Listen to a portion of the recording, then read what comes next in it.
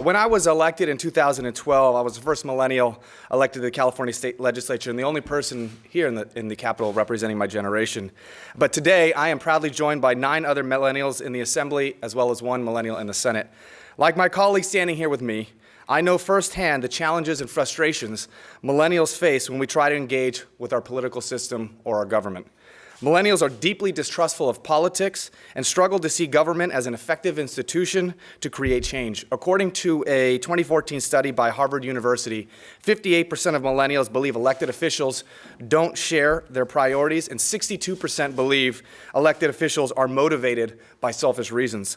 Even in California, where our legislature has responded to tough issues by raising the minimum wage, expanding tax credits for working class families, strengthening environmental protections, and ensuring equal pay for equal work, politics can still move at a frustratingly slow pace. It's no wonder that millennials turn to volunteerism and new forms of participation where their efforts yield immediate, tangible progress.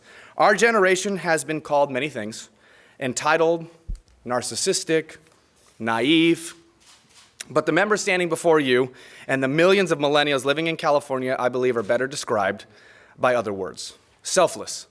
Millennials volunteer at higher rates than previous generations. We engage in consumer activism and use the tools of our age, social media, to advance civic causes. Intelligent. Millennials already have a higher percentage of college graduates than any previous generation. Hardworking. Millennials across the state and the country take unpaid internships even after graduating from college just to break into their career field. I think we can all agree the challenges millennials face are unique compared to generations that have come before us. Millennials are over a third of California's population, born between 1980 and 2000. Our generation has come of age and now occupies the largest share of the American workforce. Skyrocketing college costs and student loan debt threaten to crush a generation that increasingly needs a college education in order to survive. Millennials have an average student loan debt of $41,286, which is about $12,000 more than the national average for college graduates. Having access to good-paying jobs and affordable housing is an issue on the anxious minds of many millennials. Consider that workers who start their careers in a recession, as millennials did, many millennials did, earn 2.5% to 9% less per year than those who do not for at least 15 years after starting a career.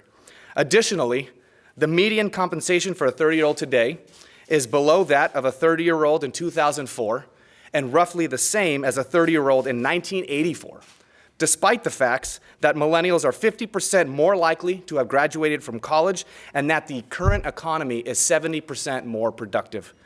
And perhaps the most troubling of all, under 13% of millennials actually own their own home. We simply must confront these issues if we want to continue having a vibrant and prosperous state.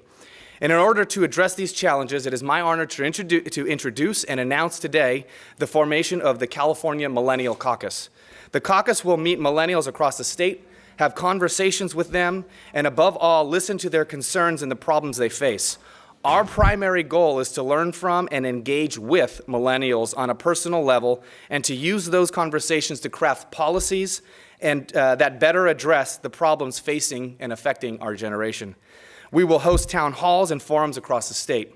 We will use social media to connect with an even larger audience to be able to hear from as many people as we possibly can.